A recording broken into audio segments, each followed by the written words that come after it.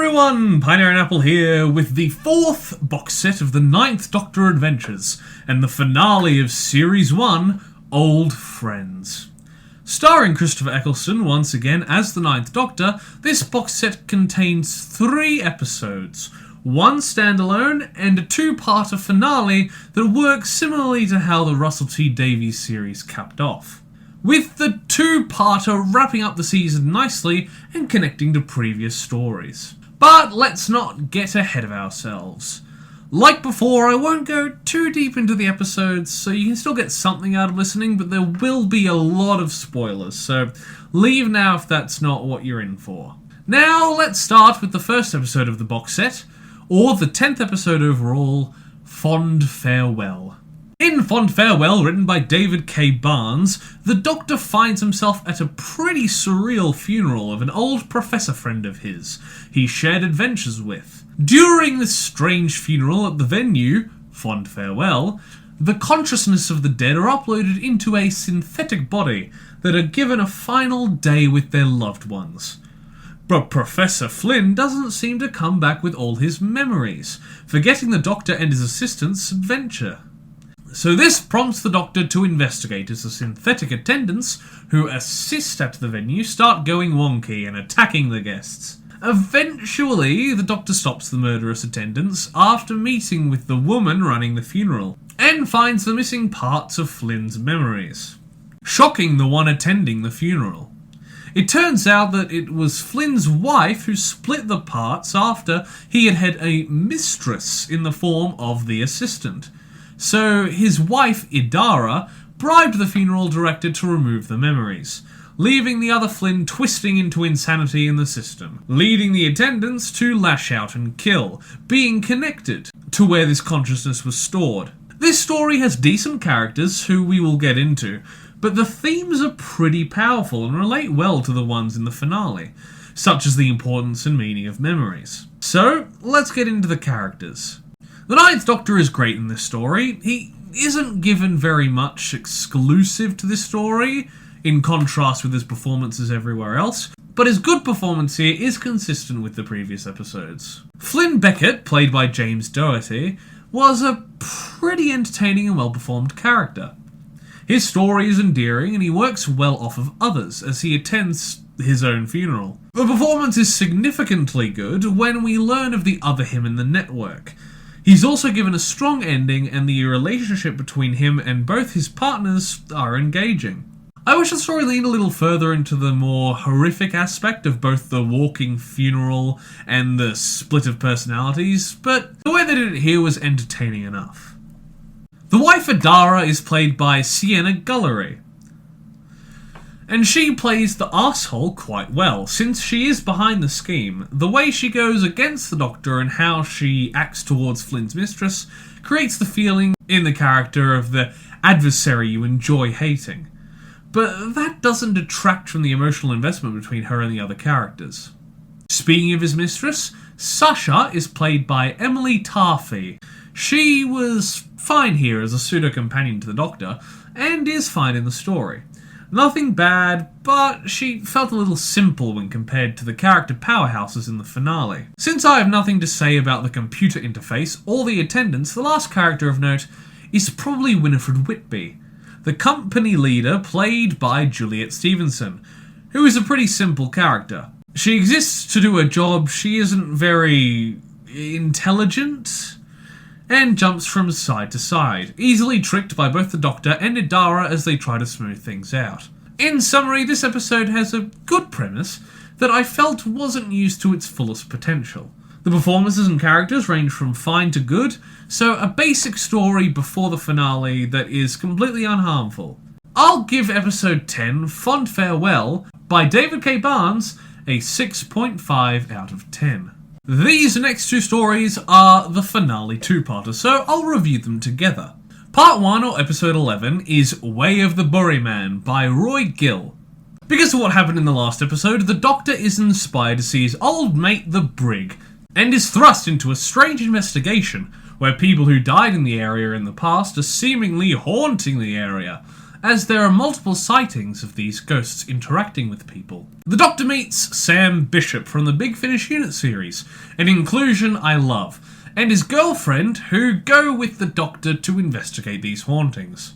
The brig is doing the same, as a government sect tests an experimental submarine nearby that seems to have something to do with the voices. The brig teams up with the Doctor and co and discover the fourth bridge, a real place I was interested to find out about. It seems that the bridge itself has become a conduit for the memories of those who died building it, like the old theory of the past being recorded on stone tablets. Sam's girlfriend, Fiona, wants to save them, so the Doctor records the voices with a psychic device and requisitions an EMP to erase them from the bridge, so that when the submarine machinery is activated, it no longer interfering with the memories and causing accidents. Fiona is mad because of her job as a historian, being told that erasing the people from the bridge is the only option, after the personalities accidentally almost kill Sam, running off into a surprise. A damaged Mondasian Cyberman named Creel. His plan was to build his own steampunk Cybermen with the dead bodies from the construction.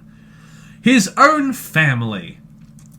But the memories of the people stop him from activating them. So when the Doctor uses the EMP, the memories are removed from the bridge, meaning that the Doctor has now let out the Cybermen, who were stored in the said bridge. The episode ends with the Doctor realising his mistake, as the fourth generation, as Creel dubs them, leave the bridge and ask Creel for their purpose.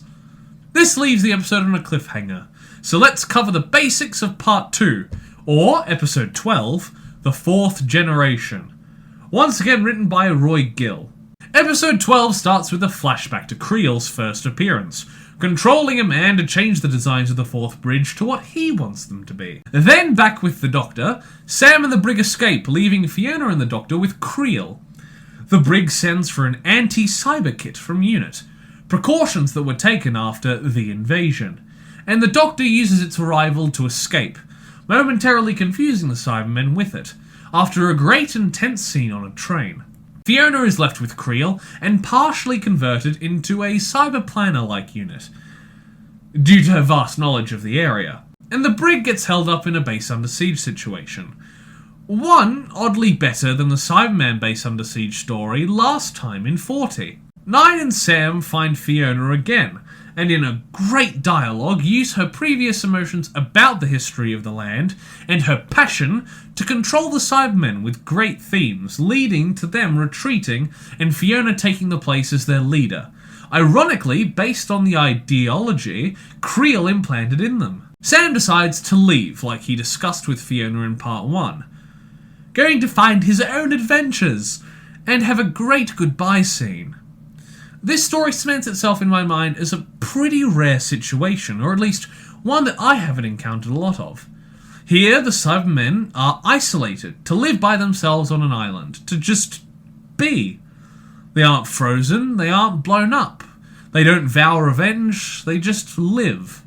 I honestly can't tell you the name of a cyber story where they aren't blown up, otherwise killed, or reverted back to their original identities. But this gives a unique sense of finality and resolution. The ending really stuck with me. Now let's talk about our characters. The Doctor in these episodes was as good as ever, but it's the way that he interacts with the other characters in the story that really makes him more entertaining than in other episodes.